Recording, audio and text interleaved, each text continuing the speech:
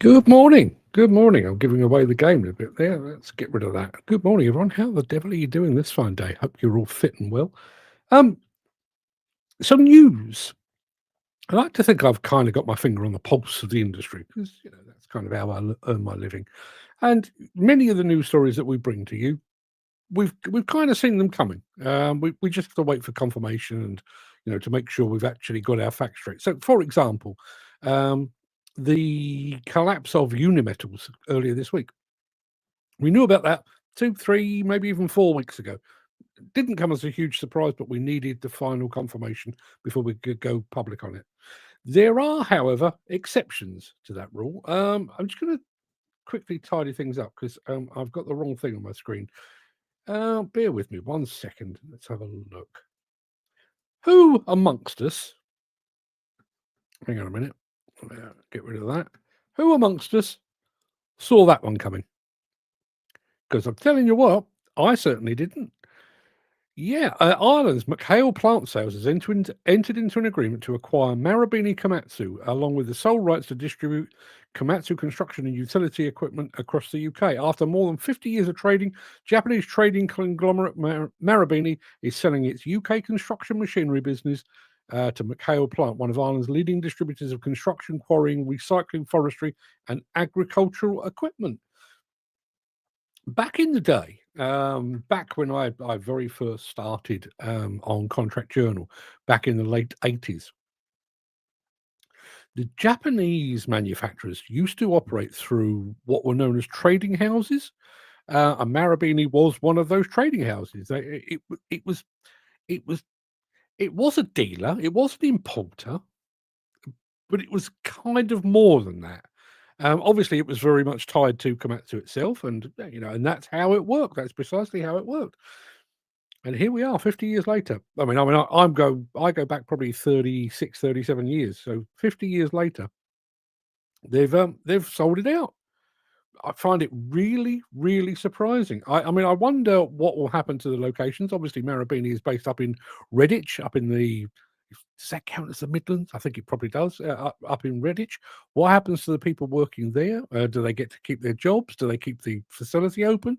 What happens to their parts distribution? I mean, let's face it, the product, the product will be unchanged and is a fantastic product. McHale have got themselves a very good deal, but I wonder what happens to the folks at Redditch and beyond. Interesting times, and as I say, did not see it coming at all. Completely out of left field. Dan, good morning. Dan says, "Well done to McHale." Yeah, well done indeed. Well, that's something he says. Dan has also said, "Good morning, Ken Hatcher." Another one leaving the UK. I don't. Is that leaving the UK? Um, Sort of. I mean, I guess they are Irish and therefore not strictly the UK. Kind of. Ken Hatcher has got the cold. Yeah. Look, woolly hat time. Woolly hat time. I'm fairly sure. I don't know if it's actually today or it's coming up, but we're kind of near to Thanksgiving. This is actually an American hat. I don't know if you can see. There are stars on there somewhere. I won't bore you with that. Jim Turner says, "Morning, Pips. Good morning to you, Jim." And first off the mark, I think this morning was when I can find him. There was Gary Muirhead, literally as the show began, closely followed by Mikey Mark Whiting.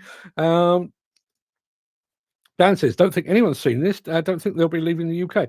No, not strictly, but I can't. I do see where Ken coming from. We've got this. They're all struggling. No one can compete with China. Well, obviously, we do have the whole anti-dumping thing going on at the moment. So whether that will redress the balance remains to be seen. I do have to say good morning to Pete Cook. Pete Cook. Don't remember seeing Pete Cook here before, but Pete, you're more than welcome. And that's a fine dog you've got with you there, sir. Well done. My cousin and his missus work for Komatsu. I'll find out. Thank you very much indeed, Jim. Yeah, you really are very closely allied to the industry if they're working for Komatsu or for Marubeni. Yeah, but really interesting times.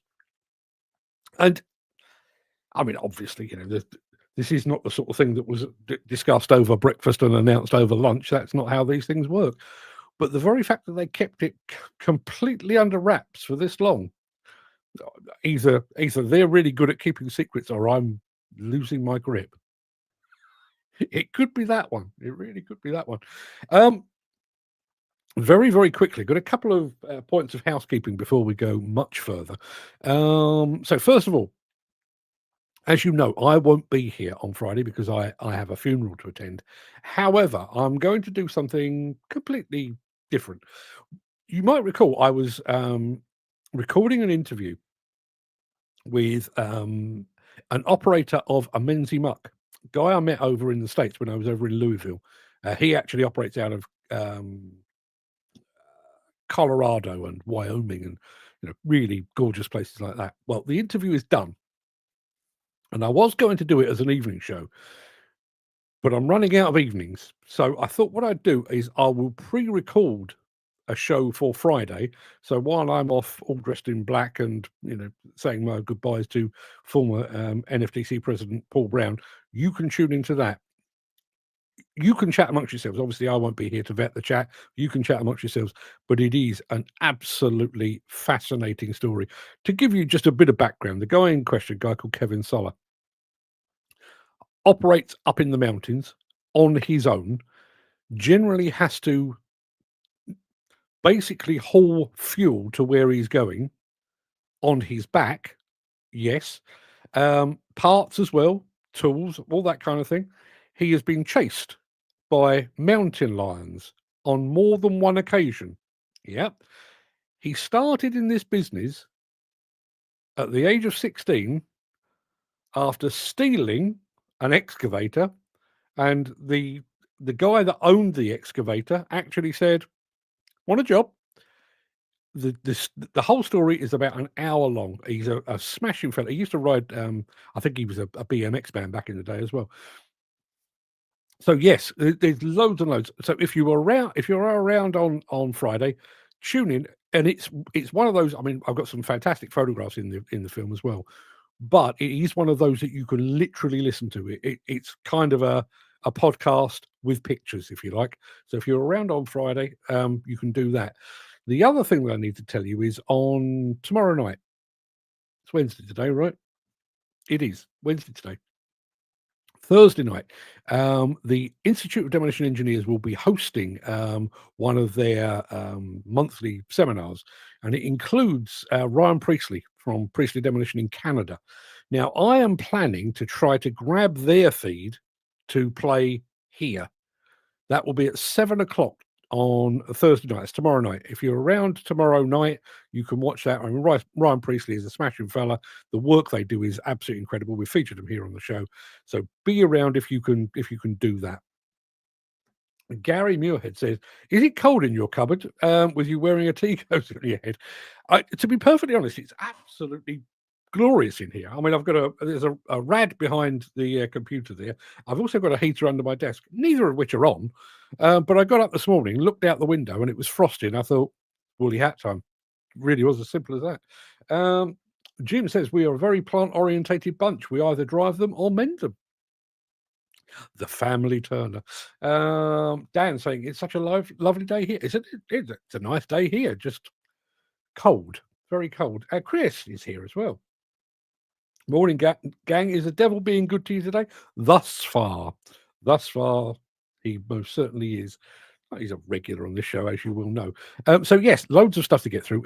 If you are around tomorrow night, 7:00, I'll try to bring you that live feed. Never done it before. That basically the IDE are hosting it via a Teams meeting. I'm hoping to be able to pick up the live feed of the Teams meeting and display it here. I'm not entirely convinced. What I am convinced about is the one on Friday, because I'm going to pre-record the entire show. You can just tune in as you normally do, 10:00 on Friday, and rather than my happy smiling face, you'll see Kevin Soller's happy smiling face.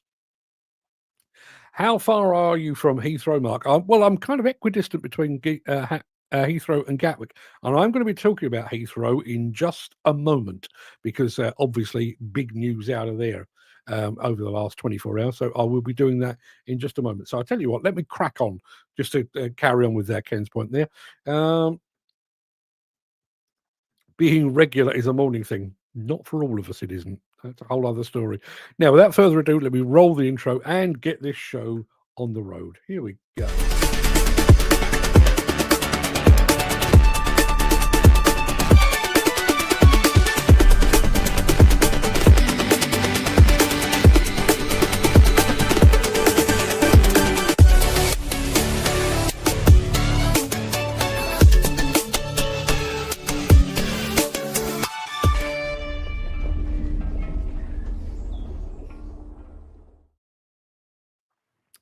It is Wednesday, the 26th of November. Happy birthday to my sister Kelly, and it's budget day, people. We're doomed.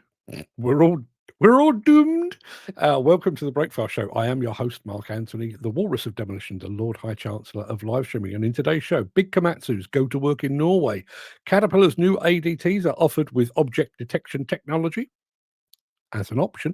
Volvo help operators achieve higher bucket fill factors, and some spiders do like water. We'll get there. Plus, in today's edition of Mark's Morning Monologue, and I have to say, I'm enormously proud of this one, I'm an operator. Get me out of here. Yeah, that's what we're doing today. Get me out of here. Before we get to all of that, I do have the small matter of some news to bring you. It's news you're all aware of, but I do need to share it with you just the same.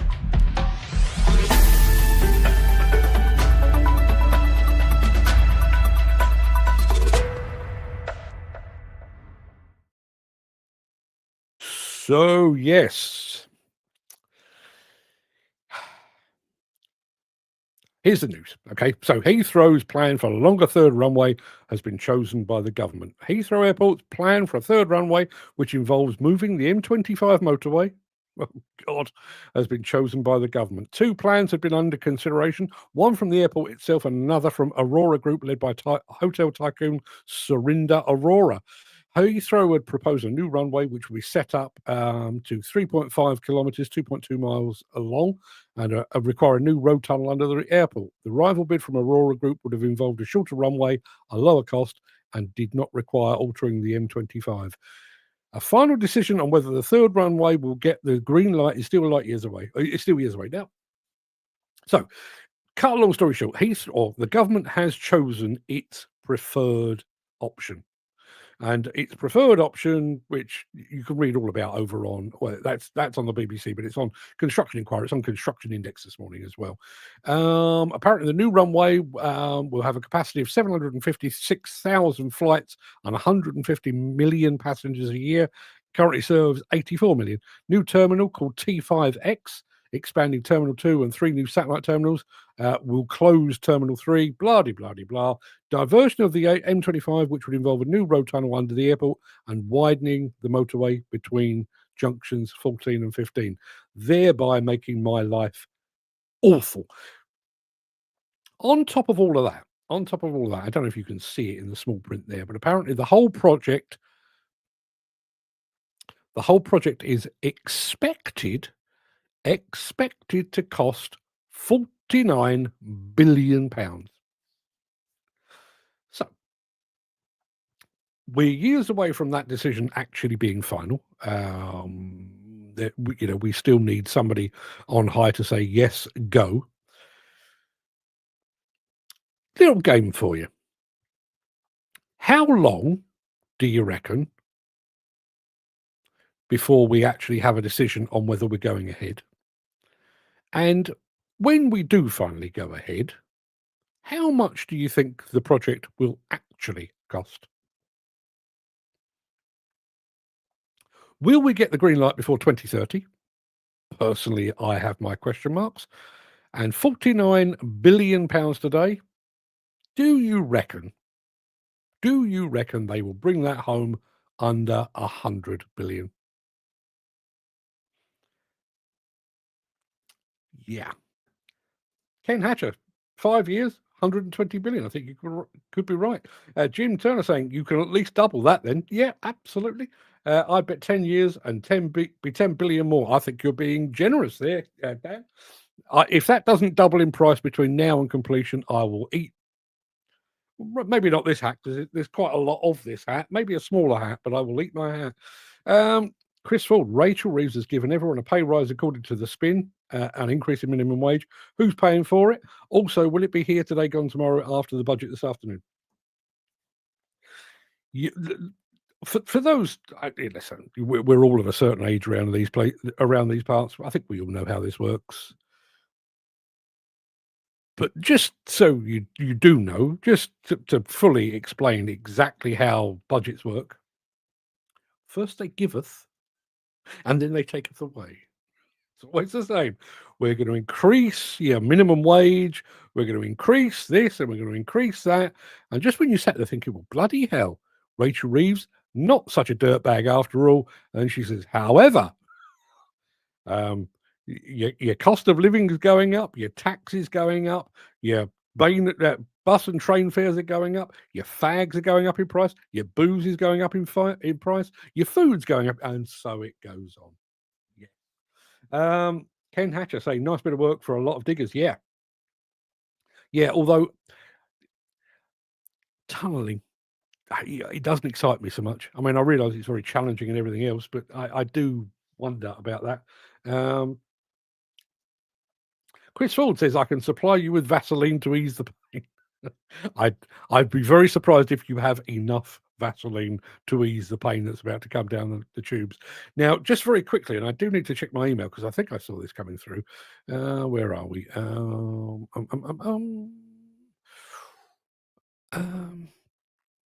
So, yes, very quickly, I had an email yesterday from the representative of a guy called Robin somebody or other. What was his bloody name? Robin Clavette. Apparently, he's a radio show host at Fix Radio. I don't know if you're familiar with Fix Radio, but it's a radio station for tradespeople. That's what it is. They reached out to me yesterday and said, after the budget, would you like Robin to come along and chat about the budget? I've said yes. I've not fixed it yet, but hopefully tomorrow morning we'll actually go over to we'll get Robin on the show if I can make the timing work. We'll actually get somebody a bit more expert. I'm going to have to do some homework to ask all the right questions, but you'll be able to ask questions as well. So if there's anything in the budget that you think is particularly important, not so much personally, I mean, feel free, but to actually look at the how it impacts the demolition and construction industry. That's what we're planning to do. So if we can get Robin along, I will keep you posted on that. Let's hope we can pull that off. Anyway, we've babbled on for plenty long enough. What say we have? What have we got? Seem to be all out of order here for some reason. I tell you what, let's play this first, and then I'll try and get my ducks in a row.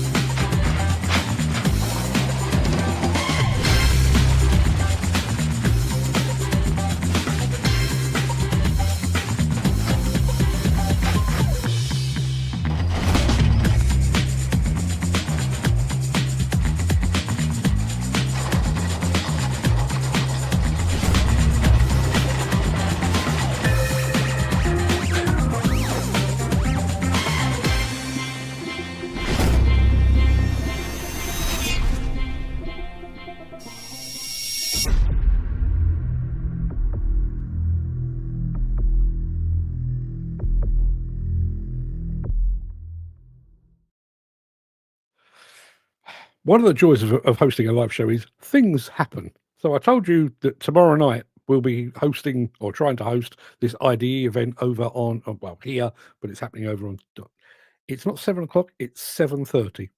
It's 7:30. I will keep you posted. I'll post something in the WhatsApp group. Still not entirely convinced I'm going to be able to make it work, but I'll do my level best. So watch that space. And I was talking about Robin Clavette. Chris Ford said Robin Bastard was the first name that came to mind. Sorry, Robin. I'll pass on your apologies. Go and stand in the corner, Mr. Ford. Yeah, okay. We're trying to get things back on track, and we're going with Komatsu. We're going up to Norway. And man alive, this looks beautiful.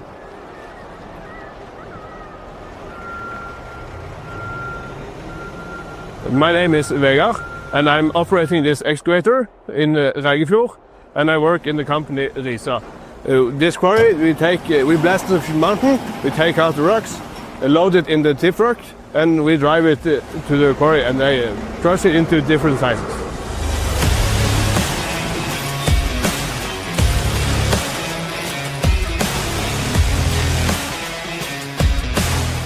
This is a Komatsu PC 950 and it's about 105 ton. We got it about 1.5 years ago and it load about 6 cubic in the bucket and it lift all around 25 ton.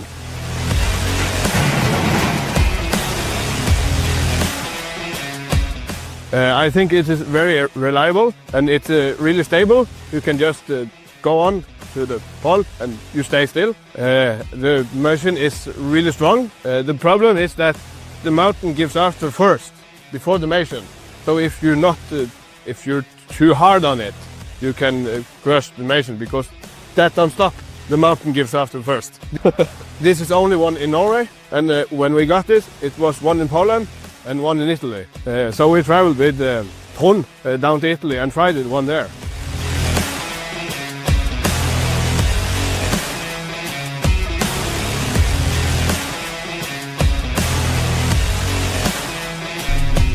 I have been working on this 950 in a year and a half, and I think it's really reliable because it never breaks. The mountain breaks first, and I'm looking forward to continue digging out this hole.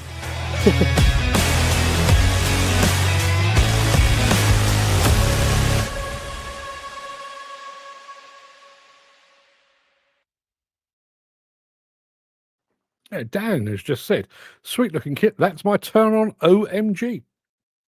Can't help thinking, Dan, you'd fit in really rather well up in Norway. You know, you like the cold, but I think you'd go down an absolute storm. Quite what they'd make of your accent and what you'd make of theirs, I'm not entirely sure. But yeah, the mountain breaks first. Yeah, I picked up on that. I did think that was a very good line. I thought the guy spoke very good English as well. Very quickly, I keep doing housekeeping bits, but I do need to tell you this. Tomorrow's show. We're in that part of the year. All of you, I think that when I'm looking up and down the chat there, most of you have been here for a long time. You will know that when we head into the Christmas period, films to bring you become harder and harder to find because a lot of the manufacturers start to keep their powder dry until the new year.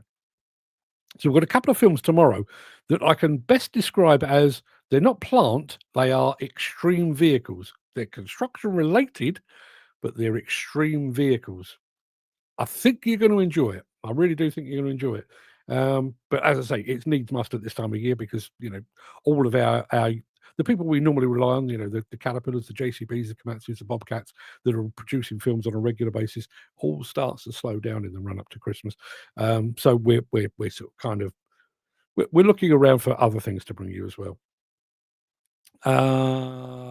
Emmanuel Kamasaya over on Instagram just said, how are you? I am doing absolutely fantastic today. Thank you very much indeed, Emmanuel.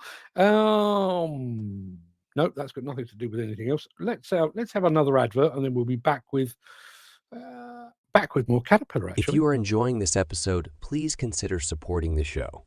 You can leave us a tip at buymeacoffee.com/demolition news. So yesterday we brought you news of the new next generation Caterpillar ADTs. They look fantastic, as you would expect from the world's largest construction equipment manufacturers. Hold that thought, just 1 second. Our friend Emmanuel is actually watching from Zambia. From Zambia. I wish I knew how to, I don't even know what language is spoken in Zambia. I wish I had some way of saying good morning to you in your native tongue, but we have a viewer from Zambia. You may be our first, I'm not sure, but you may be our first viewer from Zambia. Anyway, I was talking about the Caterpillar ADTs. We brought them to you yesterday. Bring them again, because one of the things that they've added to the machines is object detection. But they've added it as an option. And I know that's something that we are, every single time we mention a safety feature that's an option, we have a bit of a chat about it. So prepare your arguments now. But first of all, have a look at the CAT object detection on the new ADT. The CAT Next Gen articulated trucks now have the option for an advanced object detection system paired with a multi-view camera setup to enhance safety and situational awareness on busy job sites. The detection system uses 4 discrete cameras and a front and rear sensor. The new vision display provides the operator with a machine surround view utilizing detection system cameras and front and rear detection zone indicators. This is a configurable monitor that allows the operator to choose between multiple camera views. To select a different layout while in the default surround view, tap the camera view on the display. This will change the layout to prioritize the selected view. To return to the default surround view, tap the return icon at the top left. The Object Detect indicator is shown in the center of the vision display and uses color-coded zone indicators to show the object's proximity to the front or rear of the machine. Yellow for zone indicators furthest away, amber for center, and red for objects closest to the truck. An icon at the center of the indicator can be used to mute the audible alarm, and an icon at the top right will show the current Object Detect status. Remember, the detection system does not replace basic safety precautions and procedures for operating the machine.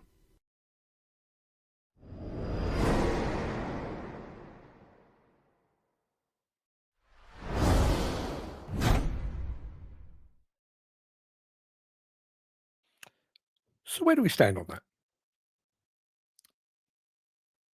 Now, there's a part of me that thinks, well, Caterpillar should be offering that not just as an option, but as a standard piece of equipment.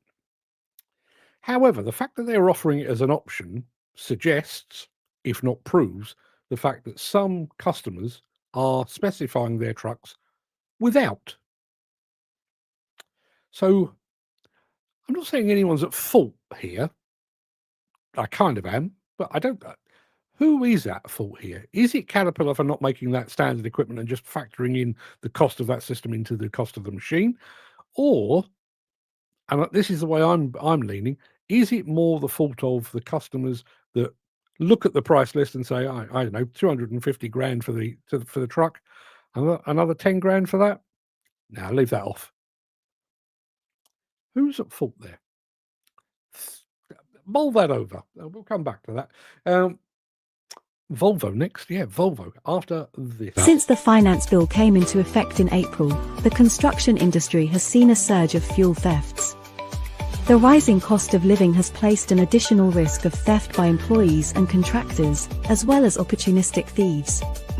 By using diesel dye and placing warnings of its use, you are sending a clear message that this is your fuel.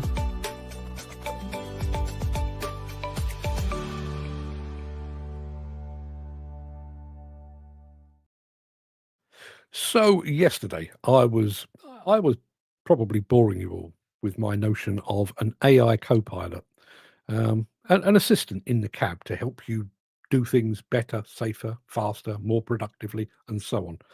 And I was kind of talking about it being a future hope, a future dream. It's kind of already here.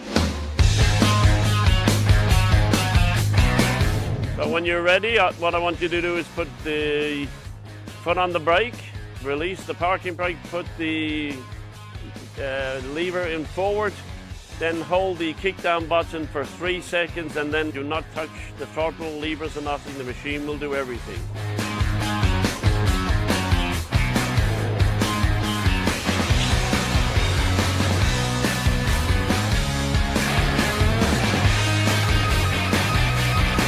Fantastic. So now it's your turn to take over, so you can come out of the pile a little bit and lift the boom up. And let's bring up the scale screen and let's see how much weight you have in the bucket.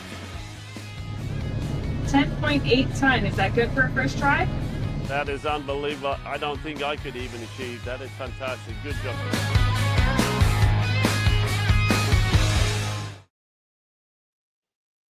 Yeah. Obviously, you don't normally have the bloke stood outside with a walkie-talkie. That's all a software-driven thing, but just making that clear. Jim Turner, good point, Jim. Says, no, it shouldn't be standard. We're talking about the object detection on the Caterpillar trucks. That truck could be used in the middle of nowhere where that lot isn't needed, but the customer would still have to pay for it. All a very good point. All a very good point. How would you feel about that, though, as an operator? A lot of operators, not necessarily this show, but you'll be aware of YouTube and the internet and stuff like that. And somebody says to you, you're getting the new Caterpillar truck next week, and you think, oh, fantastic. I've seen it. I've seen the cab. I've seen how it operates. I've seen all the bells and whistles and that old object detection. And then it arrives and your boss says, No, we didn't bother with that. That feel a bit unpleasant, or is that just me? Probably just me. What have we got? I think we've got one more film to bring you, which kind of keys in Friday show. So back after.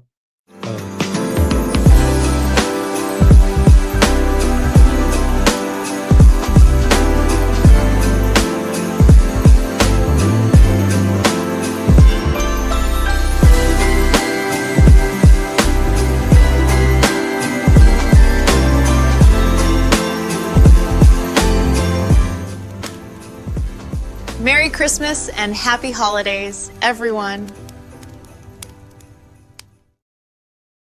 Jim apparently is very chilled about the lack of object detection. He says, I wouldn't bother one jot. Fair enough. Now, I've already said we are talking about Menzie mucks and spider excavators working in the mountains. And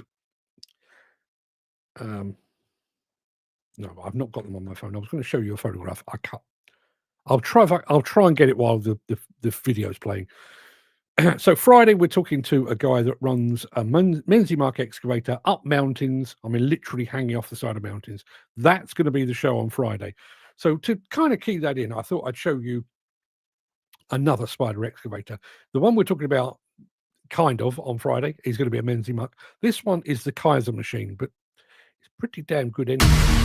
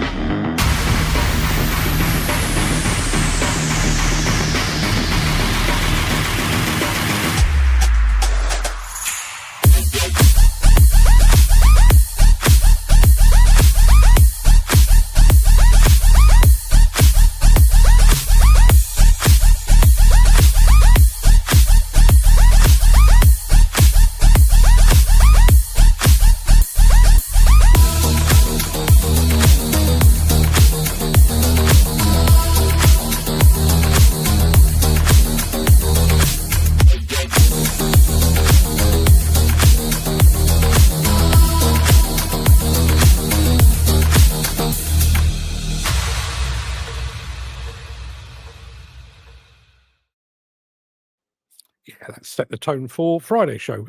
As I say, Kevin Suller. Told you I'd show you a photograph. This is Kevin Suller. I don't know if you can see that on if you're watching on a mobile device, but that is Kevin Suller sat on the boom of his Menzie muck machine, hanging off the edge of a cliff. The guy's a bit of an adrenaline junkie. Smashing fella, but a bit of an adrenaline junkie. So that's the kind of environment that this guy works in. And just going back to that, what do we... there's Ken. Oh, no, it's Dan rather, saying cool video. Just on the subject of the Menzie Muck. I don't know what the Kaiser machine is like, but the Menzie Muck was talking to Kevin about his controls. On each of his joysticks, he has 22 separate functions. I actually said when I met him over in Louisville, I actually said it must be doing that, where you rub your stomach and you pat your 22 functions in each hand. It really is an interesting story. So if you can be around on Friday, you won't even have to listen to me. Well, I ask him some questions, but by and large, he takes care of the rest. So tune in if you possibly can. That's about it for the main part of this morning's show. I'm going to roll the outro in just a second before leaping gazelle-like over into my morning monologue. If you can't stick around for that, do please stay safe. Look after yourself, your family, your friends, and your colleagues. Hope to see you again very soon. I will be here tomorrow. It's Friday. I won't be here. And I may even be here twice tomorrow, but I'll keep you posted.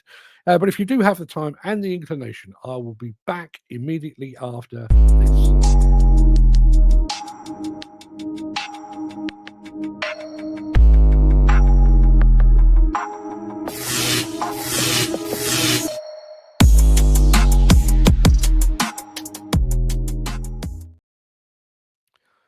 For 3 weeks every winter, the nation settles down with an evening cuppa to watch a select group of celebrities endure what is sold as the ultimate test of human endurance. I'm a celebrity, get me out of here.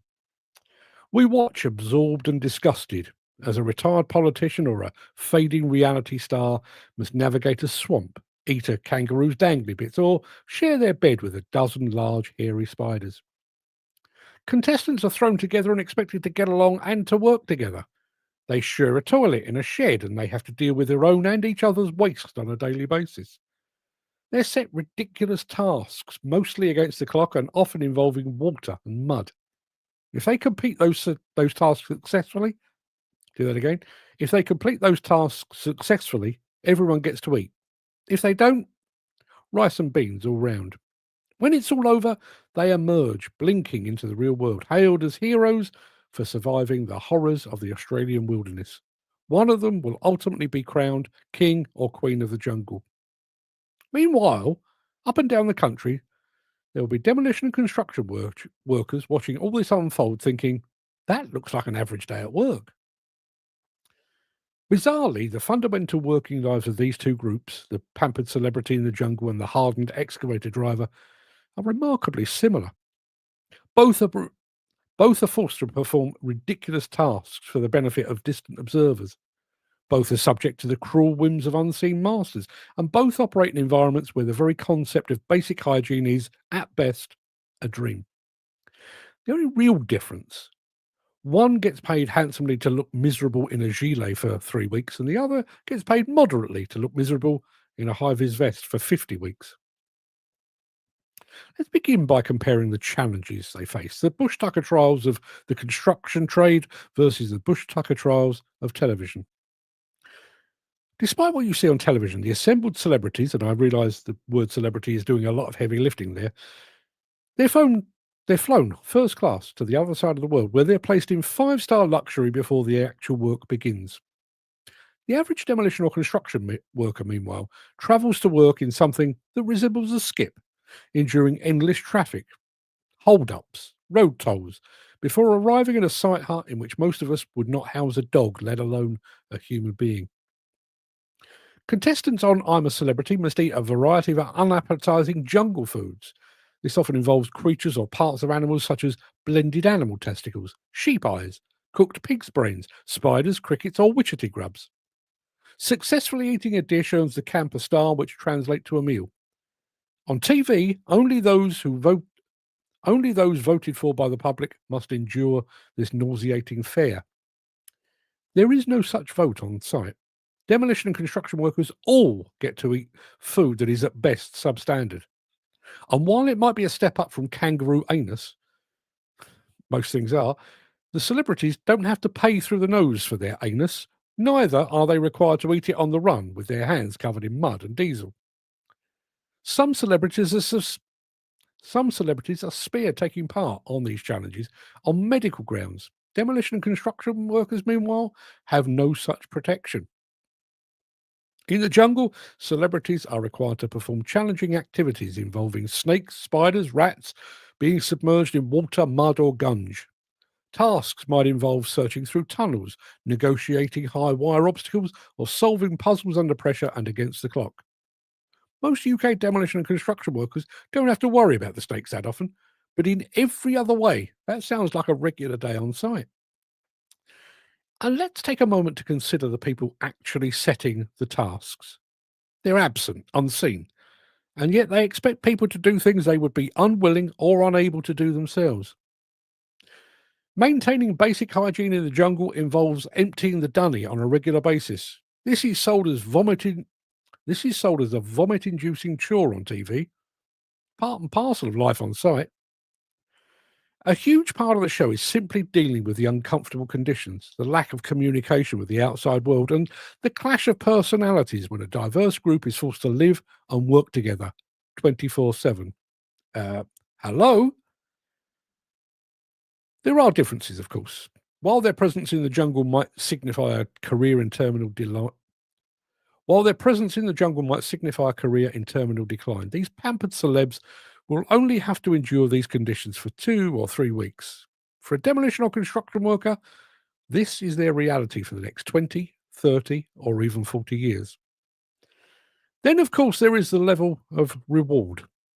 For enduring those working conditions for their entire career, a demolition or construction worker might pull 45 grand a year.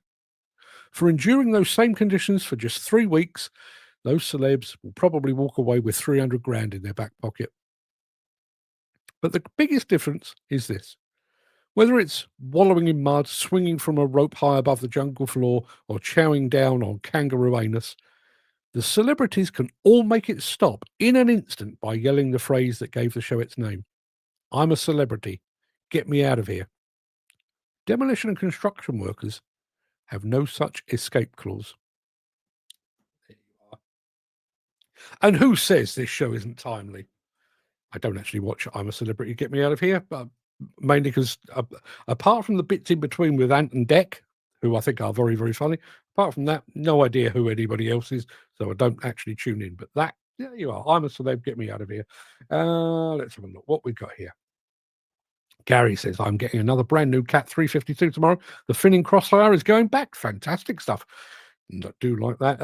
Let's have a look. These TV personalities wouldn't last 5 minutes in a real jungle environment. No, they wouldn't. I, as I say, I don't watch. But what is the deal with the not the critters? You know, I mean, I'm sure ants and bugs and stuff like that. I'm sure they're all a bit nippy and a bit bitey and stuff. Are they now breeding toothless snakes, or do they send the snakes that are used in this environment off to the dentist to have their fangs removed? Listen, I realise they're not putting poisonous or venomous. There's a difference. They're not putting venomous snakes in with celebs because, the cost of insurance would be terrible. But are they taking the teeth out? I know. I remember taking one of my. It wasn't one of my kids. I think I took all my kids to a petting zoo, not a million miles away from where I'm sat now, and they were allowed in with this really big sow. And she'd had her teeth out, so she didn't attack the youngsters. Yeah, all seems a little unfair. Dan's saying, Gary, what are you doing with these machines? Two new one machines. Yeah, I think one's going back and its replacement is arriving. Andy Thornton's just joined us as well. Morning. I think I'll stick with Mackie D. You choose the Mackie D over the kangaroo anus, would you? I honestly don't blame you. I don't blame you at all. And I wonder with some of that as well. As I say, I'm not a viewer by any means, but we've given you a drink of I don't know, liquidized fish eyes. Is that actually what it is, or is it just something that looks a lot like that? And the power of suggestion is enough to bring on the heaving and the vomiting. I honestly don't know. But going back to the basic premise of that morning monologue, the idea of we're all getting wet. Well, yeah, demolition construction, that happens on a pretty regular basis. We're covered in mud. Oh dear, the suffering. Yeah, that's pretty much every day. We don't have access to the food that we would normally like. Well, yeah, welcome to the world of demolition and construction. And so it goes on. The comparisons just draw themselves. Yeah, absolutely just draw themselves. For 300 grand, you'd want to think it's the real thing. I realise in my limited experience and exposure to I'm a Celebrity, it seems to be the celebrities on there are either those that are coming up, the YouTubers that are trying to make their mark beyond YouTube. So they're on their way up. And then the other side, you've got those that are coming down the other way who, former pop stars, former footballers, former politicians whose career is basically up the shitter and they're going down the other way. But in each instance, I would imagine they have agents, representatives working for them. I just wonder if your average, particularly, when you're talking about politicians and stuff like that, who are, I wouldn't trust any of them, but you'd have to think most of them are, educated. Are you really signing up for fish gut pie? I don't know if that's a thing, but are you really doing that? Or is your representative saying, well, we'll take part, but, we'll have porridge that's been made to look like liquidized fish eyes, but we're not eating actual fish eyes. I wonder. Dan, the company is buying their own one rather than hiring it. That makes enormous sense, yeah. But it's a like-for-like swap, is it? It's a regular 352 for I say regular.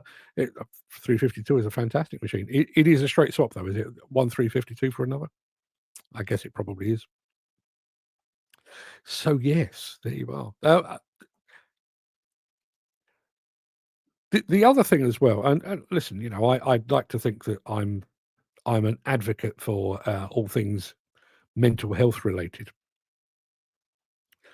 But one of the things that I find very amusing about all of these reality shows, not just I'm a Celebrity, but Big Brother and everything else, they've known each other for a day, and they're already telling each other how much they love them, and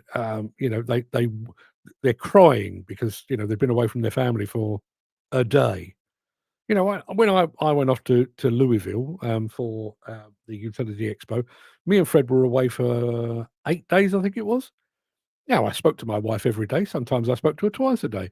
But at no point did I go onto one of the exhibition stands and, "Oh, my wife, she's 5,000 miles away. I can't cope." It's weird, right? It's weird. On the way up the ladder, it's inspiration. On the way down the shitter, it's desperation. And yeah, listen, I'm sure that's written into the contract somewhere along the line. But it does make me wonder. I mean, I'm not entirely sure who's taking part this year. I'm fairly sure I saw that Martin Kemp, ex of Spandau Ballet, is in there. I mean, Spandau Ballet haven't been a thing for 30 odd years, so maybe his career is done and dusted. But why would you put yourself through it? I honestly don't know. Gary says, yes, brand new 352, new generation, fully loaded, as you deserve, Gary. Send us some photographs, would you? Yeah, send us some photos of you with the brand new one. And Dan says, well said, Andy. Yeah. On the way up the ladder, inspiration. On the way down, desperation. Yeah, ain't that the truth? And I don't think that's necessarily just celebrities. I think that's pretty much the case across the board. Really is. So I mean, in my part of the business, you see people on the up and up, and they're invited to be a guest speaker here and a guest speaker there. And can you do the foreword for my book? And can you be a guest on this podcast and everything else? And then they're doing dances on TikTok. And you think, yeah, you've gone over the summit and you're going down the other side, aren't you? All fully loaded. Nice, says Dan Cullen. Yeah, absolutely. Graham, Biddy Baxter. Now, wasn't I realise you're having a play on names there.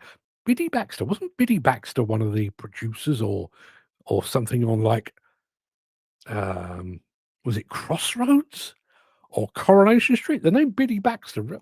I'm not going to ask about. I've got a computer. Biddy Baxter, English television producer, best known for Blue Peter. I was a mile away with Crossroads and Coronation Street, but Biddy Baxter, yeah. So Graham, Biddy Baxter, good morning. I've got to ask. I've got to ask. I mean, I've just seen Biddy Baxter. It was a woman. Given the fact that your name's Graham, I'm going to guess that you're not a woman. Are you related? Is this a nickname? Have you dabbled in TV production on Blue Peter at any point in your career? Love to know. I don't watch TV. There's so much shit on it. Well, I mean, I'm a Celeb is absolutely that. But as I say, Ant and Dec I think are very entertaining. But I mean, when you've got celebrities actually taking the bucket out from under the dunny, as they call it, and replacing it with another one, your description as too much shit on TV is absolutely apt. Andy Thornton says, Blue Peter did Crossroads film sets. I didn't imagine it. It always amazes me, right? The way that the human brain, but my brain in particular, works. So I can literally be stood face to face with somebody that I've never met before. And they introduce themselves and they give me a business card, which I look at, and they've said their name, I've read their name, I've put the business card in my pocket, and now I don't know their name. And we're talking in the space of 15 seconds. And yet I can remember the name of one of the producers on Crossroads. Crossroads hasn't been on TV for at least 30 years, probably more like 40 years. And I can remember 80s music, lyrics in an instant. Me and Fred and my other half play a game every night. I don't know what it's called, but Fred's found a website where they play clips, like a 5-second clip of a song from the 80s and from the 70s, and you have to guess what it is. And I reckon I must get, out of 100, they only do 2 a day, but out of 100, I reckon I get 90 of the 80s music. In fact, there's one part of the game that we play where they actually play 80s songs backwards.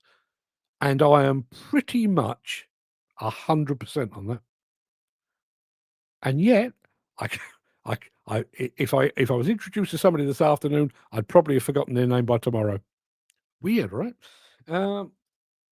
Sticky back plastic and sellotape. Yeah, absolutely. Keep your toilet rolls. Not the actual paper, but the toilet roll, the cardboard tube. They were always used for something, weren't they? Andy, you're like a dictionary. I can't believe it. Some people are like that, aren't they? They really are. You look like Benny from Crossroads with that hat on, Miss Diane. Well, I'm not going to take that as an insult because I'm sure it was meant lightheartedly, but also well done, Gary Muirhead, on bringing back Miss Diane and Benny from Crossroads to time with Graham Biddy Baxter. We've done it again, people. I was talking about I'm a Celebrity, Get Me Out of Here, and now we're doing Crossroads memorabilia. I don't know. I have no idea. Blue Peter. Now there's a program to make a vulture throw up. It really was. I do remember. I would have been probably 12. We used to have our school assemblies. And by and large, it was do this, don't do that. Sometimes there was a song or a command, or you've all done fucking school assemblies. You all know what they're like. But once we went in, and there was the headmaster stood up top, but also there was a chair on the stage, and there was one of my fellow pupils on the stage. She was a little bit older than me, but she was on the stage, and I was sat there thinking, "Well, what's this about? Has she done something terrible? Is she going to be held up as an example of how not to behave in the school environment?" Turns out she'd actually got a Blue Peter badge. And yes, she, I'm going to introduce, I can't remember what her bloody name was. It was probably Debbie. Everyone at my school was called Debbie at one point. We introduced Debbie because she's got a Blue Peter badge. And I remember being sat there thinking, not, wow, Blue Peter badge. I was thinking, how naff is that? Yeah. Does anyone remember Magpie? Magpie was kind of Blue Peter, but on ITV, a lot more hip and groovy. I always thought. Bit like the Beatles and the Stones. To me, Blue Peter, Beatles. Magpie, Stones. Always preferred the rough and ready. Andy Sultan is laughing. I'm only joking, my friend. Yeah, listen, I've been called worse than Benny from Crossroads today. I like Blue Peter, especially Katie Hill. I don't remember Katie Hill. When do we move on to Acorn Antiques? Same film set makers. Oh, do you remember? Do you remember that? Where the scene? I mean, do you know? It was only when it was pointed out to me with Crossroads the fact that a lot of their sets were basically curtains. There's a wall. Oh no, it's flimsy. Yeah, but once you know, you can't help but notice it. Wasn't it Crossroads Motel and not hotel? It was a motel. Yeah. I know one of the stars of Crossroads. I think the character who played was Adam Chance. He was kind of the moustached hunk back in the day. He actually passed away about a week, 2 weeks ago. Can't remember the guy's name. The last Blue Peter I saw was nothing to do with John Noakes and... Okay. I've got a funny feeling you're not watching that on children's TV either. Play School, looking through the round window. Yes. What was with the I remember there was Big Ted, right? Remember Big Ted? And there was Little Ted. That one was a big teddy bear, one was a little teddy bear. One was a doll of some description, and the name was Hamble. Hamble.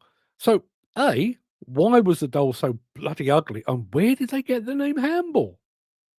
Not handball, like the sport, or the offence in football. Hamble. Hambel, I think. What the hell? Get down, Shep. Yeah. Has anybody been back onto YouTube to watch John Noakes climbing Nelson's column? And to think he did that. I don't know what the insurance was like on John Noakes, but whatever it was, it should have been more because the guy was a certified lunatic. Yeah, John Noakes and Peter Purvis. Well, my name was Peter Purvis. I think I'd have changed it, particularly in light of all the other TV stars of the 70s. I think I'd have changed that name.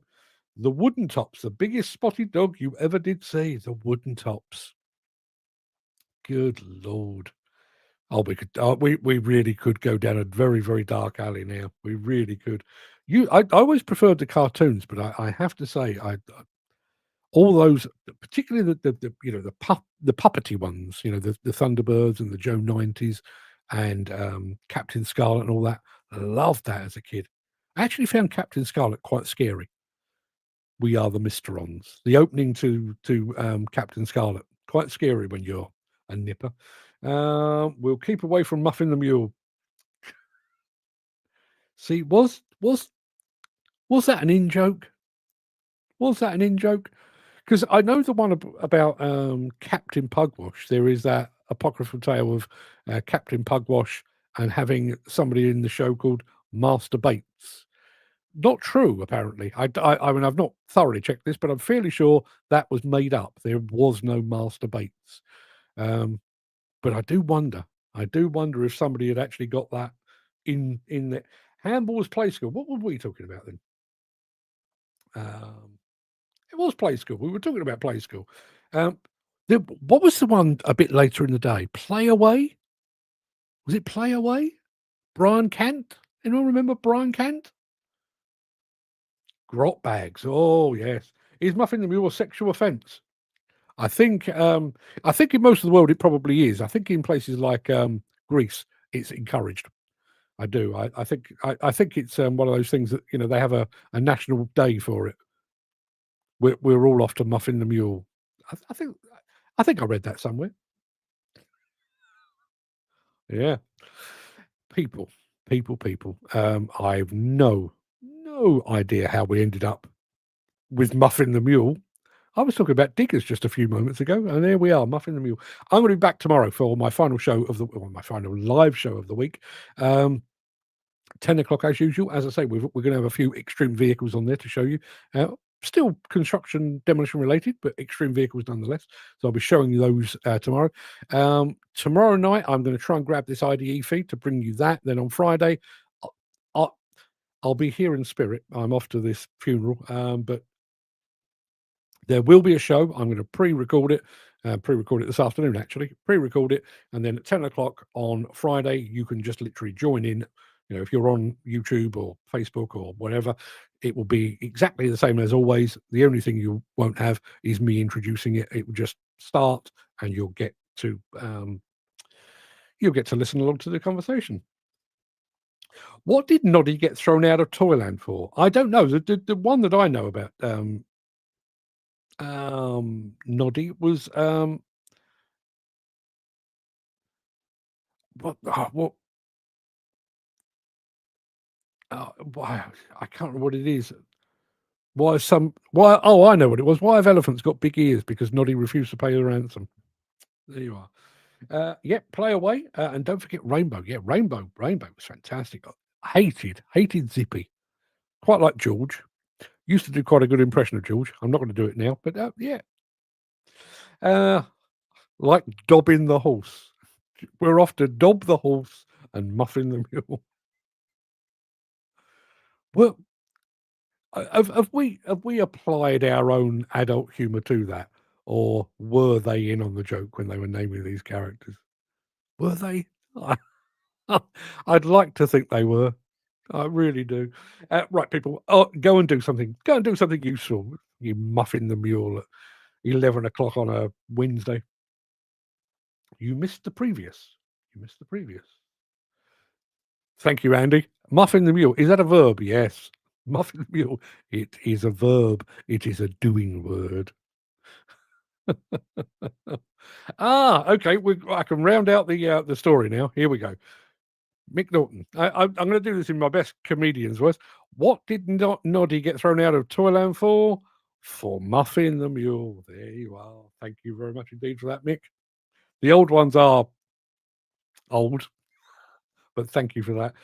Rainbow. Always thought there was something funny going on with Rod, Jane, and Freddie. A little greedy on Jane's part, wouldn't you say? You say that. But I can't remember which one it was. I'm going to take a stab at Rod. I seem to remember thinking that Rod would be more interested in Freddie than in Jane. I may have imagined that. Again, I may be looking back at my youth through adult and jaded eyes. It could be that. It's Bungle I never trusted. Yeah. What was that all about?